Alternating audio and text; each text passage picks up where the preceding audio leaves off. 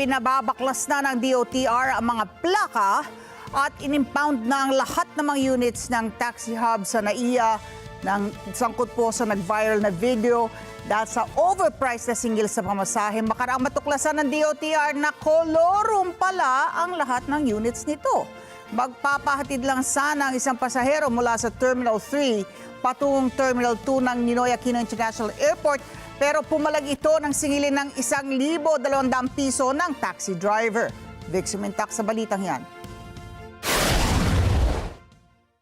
Natuklasan ng Department of Transportation o DOTR na kolorum ang lahat ng units ng taxi hub na sangkot sa viral video sa social media na sobra-sobra ang paniningil ng driver sa mga pasahero.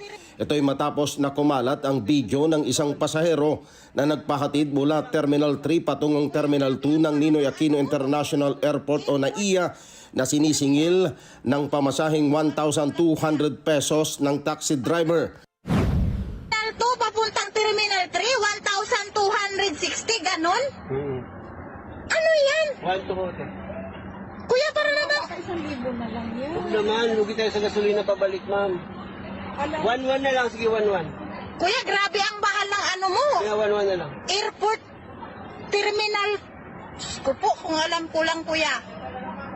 Para na kami nagbiyahe ng probinsya. Kung alam lang natin, hindi na tayo nakita. Di na lang kami nag-ano, budol naman kayo. Hindi budol yan, pinaliwanag ko nga sa... Ano? Grabe naman kayo maningil. Terminal 3 to Terminal 2, 1 to. Grabe naman yan, kuya. Ano ba yung taxi mo, oh?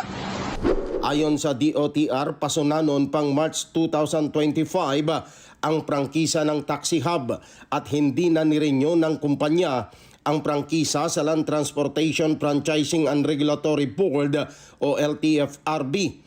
Inatasan na ng DOTR ang LTFRB na baklasin ang mga plaka ng mga units ng taxi hub upang hindi na makabiyahe at inimpound na rin ang taxi unit na sangkot sa viral video.